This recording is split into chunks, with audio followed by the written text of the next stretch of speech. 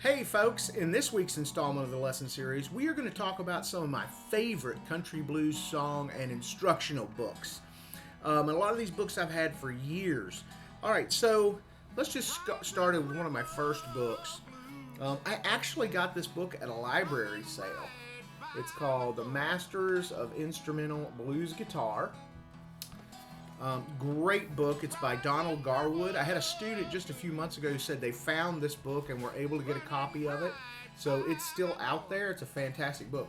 This book is interesting because, it goes through all the great players. It's got a lot from Mississippi John Hurt, Mance Lipscomb, just a lot of the great players. There's not a whole lot in here on slide, but it is all about finger-picking acoustic blues. Again, it is Masters of Instrumental Blues Guitar. Okay. The next book that I have, actually, I only have a copy of it because I couldn't ever find it, and a friend of mine has it. But if you can find it, it's the Mel Bay Presents Lightnin' Hopkins Blues Guitar Legends. Okay, and this is a fantastic book. It's got tablature in it, as you can see. It's got tablature, and a lot of the songs are explained. There's a section where they talk about each song, like this, talks about it and going over it and everything that's it's about. It's a great book. I love this Lightnin' Hopkins book. Of course, he's one of my favorites. And then this next book I'm going to show you. So this next book was one that I actually got a long time ago, but then I lost it somewhere along the lines, and then I was able to get another copy of it. And it's a fantastic book. I don't know if you ever heard of Stephen Grossman. I have several of Stephen Grossman's books. He's an amazing teacher, an amazing player, amazing historian. I mean, if you're looking for information on country blues guitar, Stephen Grossman is your man. And this is it. Like I said, I had an old copy of this, and it's Stephen Grossman's fingerstyle ragtime guitar. And I got this when I was really just first getting started. They had an old copy of it in the back of a music store in Jonesboro, Arkansas. And I remember picking it up and going, well, whatever. I didn't know who any of the people were hardly in it. But there it was. But this would have been back in the mid-'80s that I first found this book. All right. The next one is a book that was suggested to me through a YouTube video. The guy didn't personally suggest it to me. I was watching Adam Gusto. I don't know if you guys realize that I actually am learning to play blues harmonica.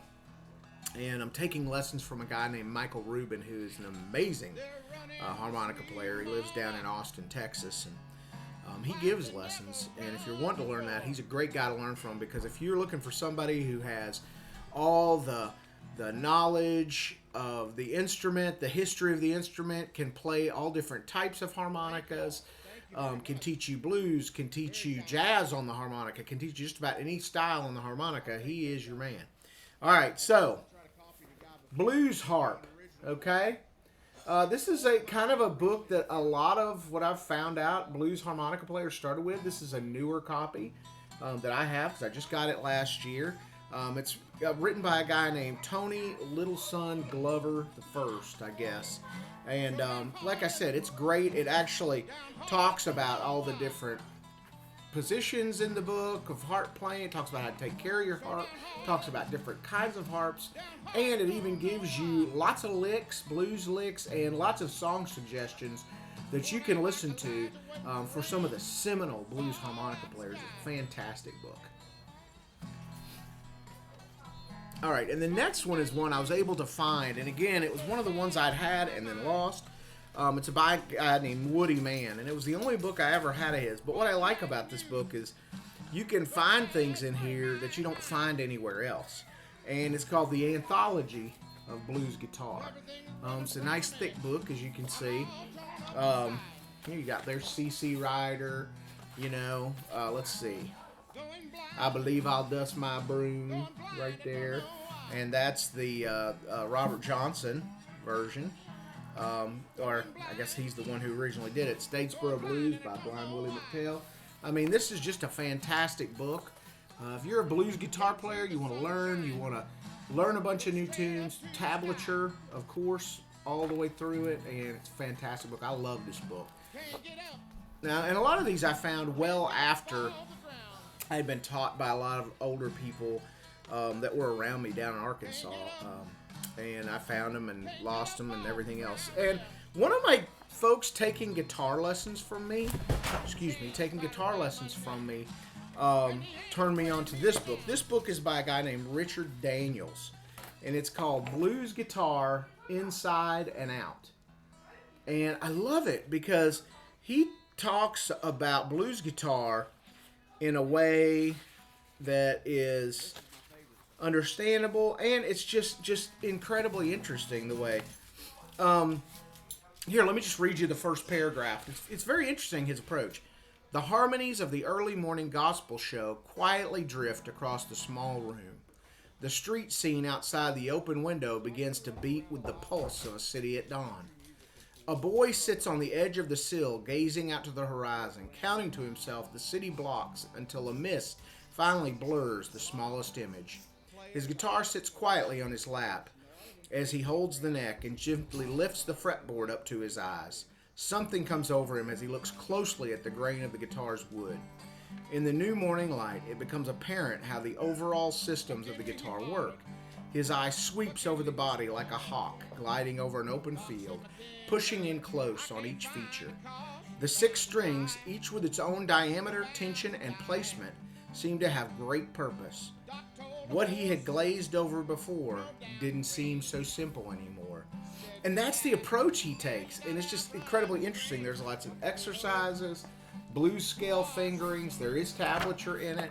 And like I said, blues guitar inside and out. If you're looking for a good way to learn to play the blues guitar, this book is pretty good at that, and I really like it. And I use some of the things in here when I'm teaching folks. One more book. Now, this next book was the first book I ever got on blues guitar, and I got it really early on. My parents bought it for me, I think, for Christmas, and it ended up somehow in the Christmas pile. And it's by Stephen Grossman, Hal Grossman, and Stephen Call. And this one is called, and my well-worn version of this is called The Country Blues Songbook. I love this book. This book is full of all kinds of things. And mostly it's full of songs. There's a nice introduction, of course, by Sam Charters. Okay. The preface is by Stephen Grossman. And then the country blues as meaning is so interesting in this book. I mean, it goes on. It's a great book. And it opens with this. To the poor and subject man, a tongue has been given. All right. I don't know how you say this guy's name. Theonis, I guess. And that was a quote he had. And that's what country blues is. And this thing is just back to back. Nothing but country blues songs. You know. And it tells you what I like about this book. And what I loved about it when I got it was it not only told you songs, it told you who wrote them. And who did them. And who made them famous. So then you could go search out those records. Those recordings. And in my day, you know, back before all this newfangled YouTube, and we were walking back and forth to school in the snow barefoot both ways. It was uphill all the time, even though I lived in the Delta where everything was flat, you know, whatever. But back then there wasn't YouTube, so we had to go through things. And just like this, Devil in the Lion's Den, Crying Sam Collins, you know. I found old Crying Sam Collins finally on YouTube. Incredibly hard to find some of these players. And that was later on. But still, it was nice to have the book and be able to go through it. It's part of what helped me to discover Muddy Waters and discover, Muddy Waters, Skip James, Charlie Patton. All these guys I had no idea of growing up. And I got told about them by these older players, too. So this is really a cool book. And this is probably the prize of my collection that I have. Partly just because my parents gave it to me when I was a kid. And also because it's just such a great book. So listen, if you have any questions about any of these books or anything like that, or any other, you know, questions that you have, you know, shoot them out to me. I'm glad to answer all these questions. And I'll just leave you with this, you know. There's nothing wrong with sitting down and learning to read music. There's nothing wrong with playing with tab. There's nothing wrong with putting an album on and just sitting there and learning it by ear. Whatever your method is, these books can help you out. I've really enjoyed them all along my journey, and I'm happy to be able to sit here and share these books with you. All right, folks, have a great week. Hey, folks, please drop me a comment and let me know where you're watching from. And if you like this content, please like and subscribe.